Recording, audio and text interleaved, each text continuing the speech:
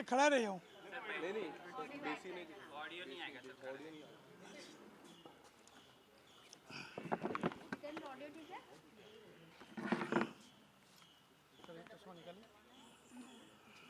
Audio ठीक है ना?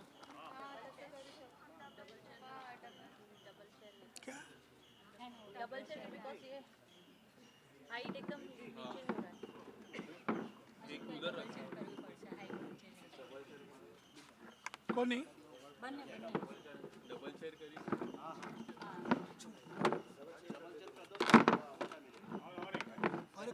एक और इसमें ही डालिए। ये ली। चल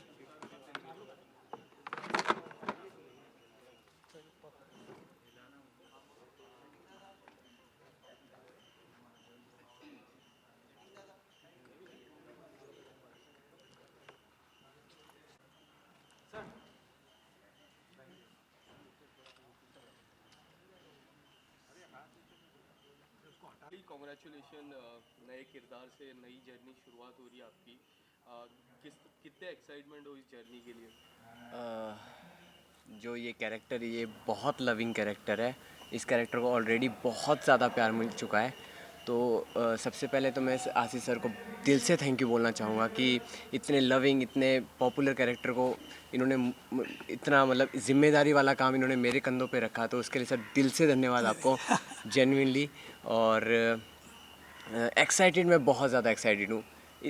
इतना एक्साइटेड हूँ कि मतलब मैं पेरेंट्स एक्साइटेड है, मैं एक्साइटेड हूँ और मेहनत ज़्यादा है क्योंकि ज़िम्मेदारी है, रिस्पॉन्सिबिलिटी है कि इतने लोग प्यार करते। तो मैं चाहता हूँ कि और ज़्यादा प्यार मैं उनका कमा सकूँ क्योंकि ऑलरेडी बहुत अच्छा सर ने शो को एक लेवल तक पहुँचा के लेके आए हैं। तो मैं चाहता हूँ कि मैं और ज़्यादा शो के लिए क्या कर सकता हूँ अपनी तरफ से।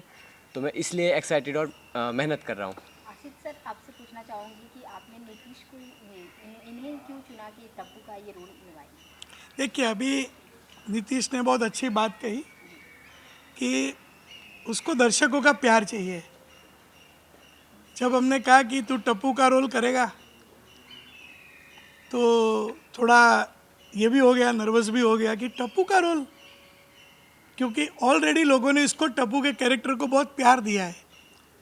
उसने कहा सर मैं बहुत मेहनत करूँगा, बस आप मेरे को इसमें सिलेक्ट कर दीजिए और मैं टप्पू के रोल में कुछ बाकी नहीं रखूँगा।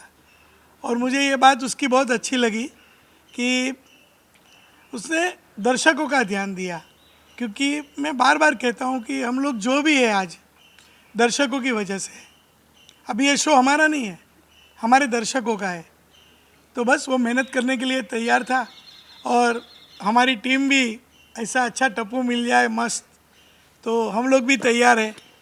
तो ये टप्पू का गोकुलधाम सोसाइटी में आगमन बस अभी चालू हो जाएगा और आप सभी का हमको शुभकामनाएं चाहिए, गुड विशेष चाहिए, है ना टप्पू? बिल्कुल सर। सर, आपसे जानना चाहूँगी कोई ऐसी दो क्वालिटीज़ जो उनमें आपने बहुत ही ज़्यादा खास लगी होगी, आप अगर शेयर करना चाहें तो? नहीं, ऐसे तो पॉजिटिव है, हंसता हुआ चेहरा है और अपने काम में आस्था रखता है और हमेशा एक शब्द बोलता है मेहनत। तो इससे मैं खुद प्रभावित हो गया कि सर मैं मेहनत करूँगा।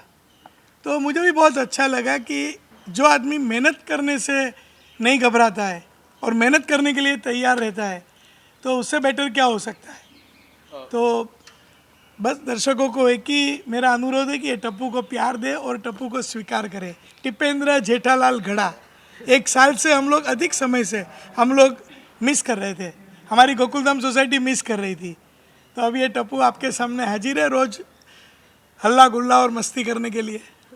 पर जिस तरह रिप्लेसमेंट की बात कर रहे थे तो काफ़ी लोगों का कहना था कि जो पहले टप्पू थे उनको रिप्लेस किया जाए। उसकी चर्चा हुई थी कभी कास्टिंग को लेके, उनकी फिर से री एंट्री करा दे?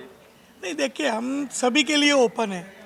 हमारा एक ही लक्ष्य होता है कि तारक मेहता का उल्टा चश्मा हमको महीने के 26 एपिसोड करने हैं और आज 15 साल हो गया। विश्व में सबसे लंबा चलने वाला ये कॉमेडी सीरियल है। आज भी लोग 8:30 बजे सीरियल देखते हैं। तो ये शो में कमिटमेंट चाहिए, एक डिसिप्लिन चाहिए, क्योंकि रोज का शो है और दर्शकों ने बहुत प्यार दिया है। आज हिंदुस्तान तो क्या, विदेश में भी ये शो घर में सब लोग प्यार से देखते हैं। तो बस हमको ये प्यार कायम बना के रखना है, तो उसके लिए मेहनत होनी चाहिए।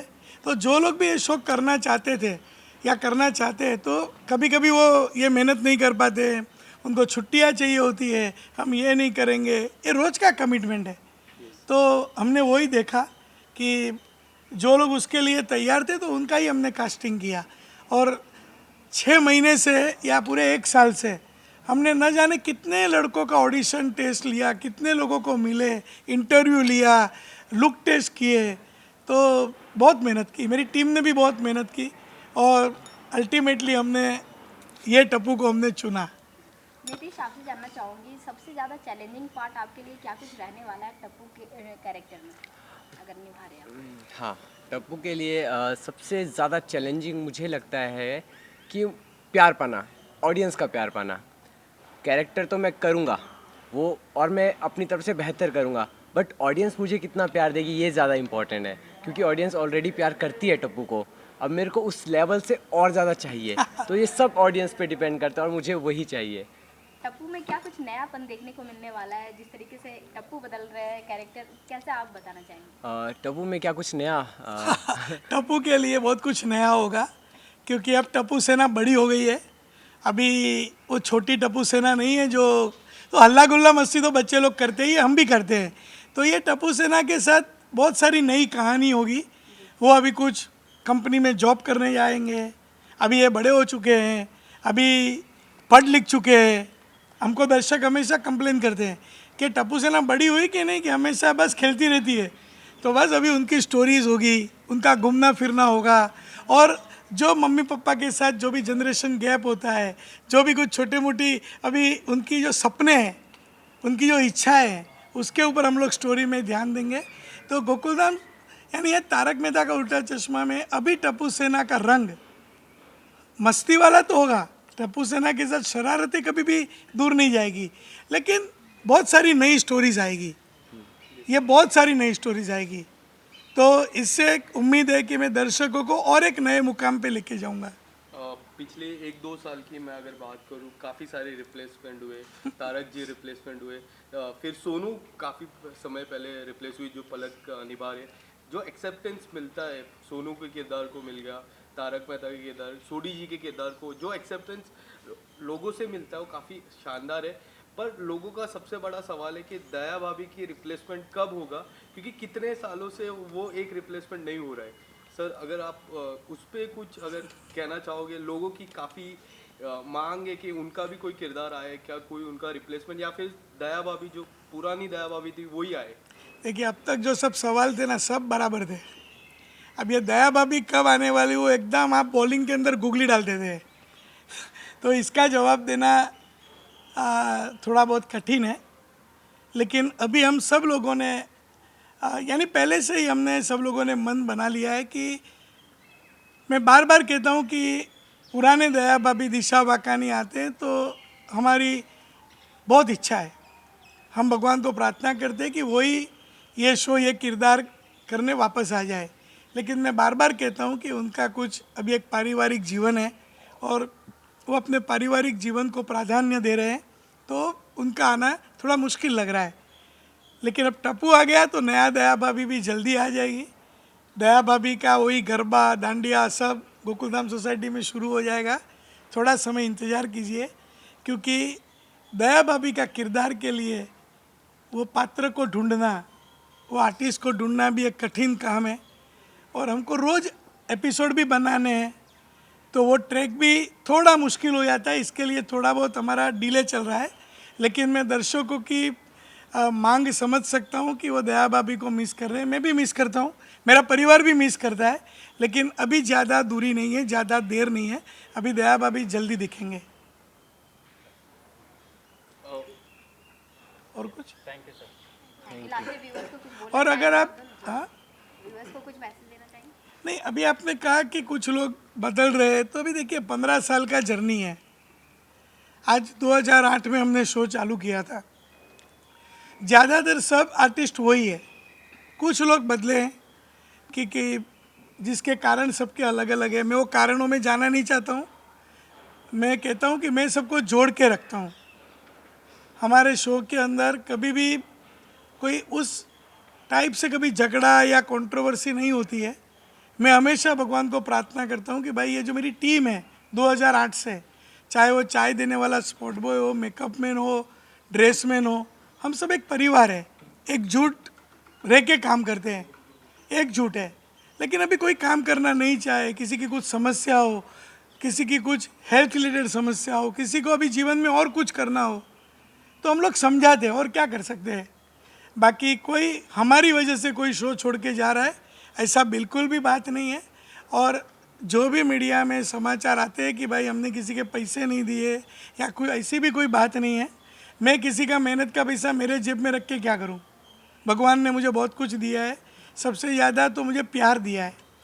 तो ऐसा कुछ नहीं है कि लोगों के पैसे नहीं दूं, ये करूं, क्योंकि आज मुझे खुशी है कि मैं लोगों को हंसाता हूं।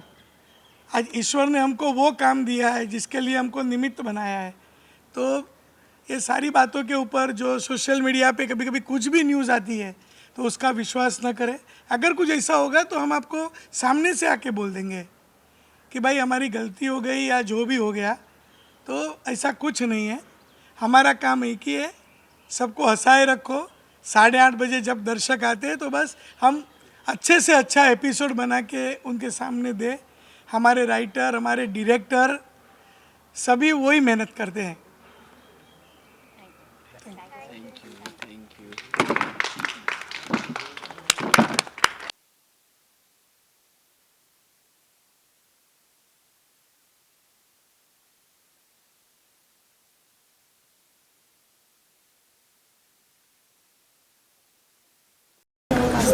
गाइस टप्पू आ गया। बोल रहे मुमताज है। राइट राइट में, समझ नहीं सकते इधर राइट में, राइट में।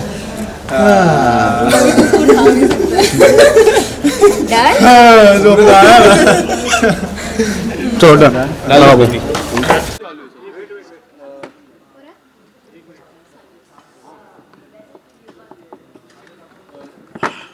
तो टप्पू आने वाले और उनकी एंट्री में काफ़ी चर्चा होने वाली है, किस तरह से उनकी एंट्री होगी?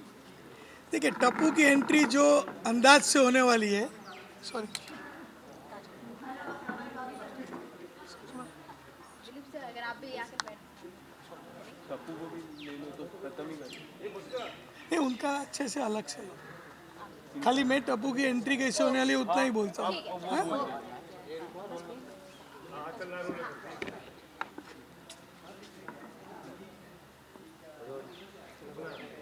यस सर, एंट्री के बाद टप्पू की एंट्री एकदम ज़बरदस्त, पूरे एक्साइटमेंट के साथ होने वाली है। हम लोगों ने बहुत मेहनत की है, हमारे राइटर वगैरह ने बहुत अच्छी स्टोरी बनाई है कि गोकुलधाम सोसाइटी में बहुत हंगामे हो रहे हैं, लोग डर रहे हैं। हमारे भिड़े भाई का स्कूटर चालू हो जाता है ऑटोमेटिक, उसकी लाइट चालू हो जाती है स्कूटर की, और फटाके फूट रहे हैं, लेकिन उसके पीछे कौन है, कौन आके गोकुलधाम सोसाइटी को बचाएगा, एक अलग ही स्टोरी है और बहुत अलग अलग ट्विस्ट है उसके अंदर। तो बहुत रोमांचक तरीके से टप्पू सेनान की एंट्री होने वाली है और वो देखने के लिए आप फ्राइडे का एपिसोड मिस मत करना, बहुत मज़ा आएगा। आपने जो सोचा नहीं होगा वैसे टप्पू की एंट्री होने वाली है और मेरा यकीन है आप सबको ये एपिसोड बहुत अच्छा लगेगा। Thank you.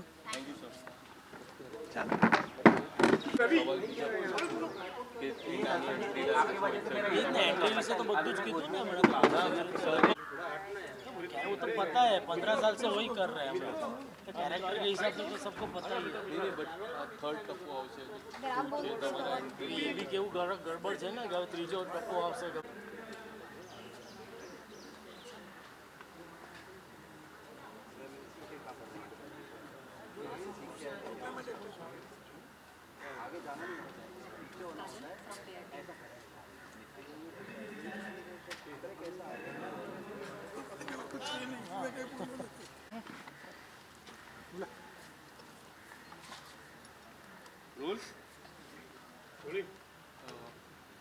दिलीप जी, टप्पू का एक नए टप्पू की शुरुआत हो रही है, नए उनकी करियर की शुरुआत हो रही है गोकुलधाम सोसाइटी से।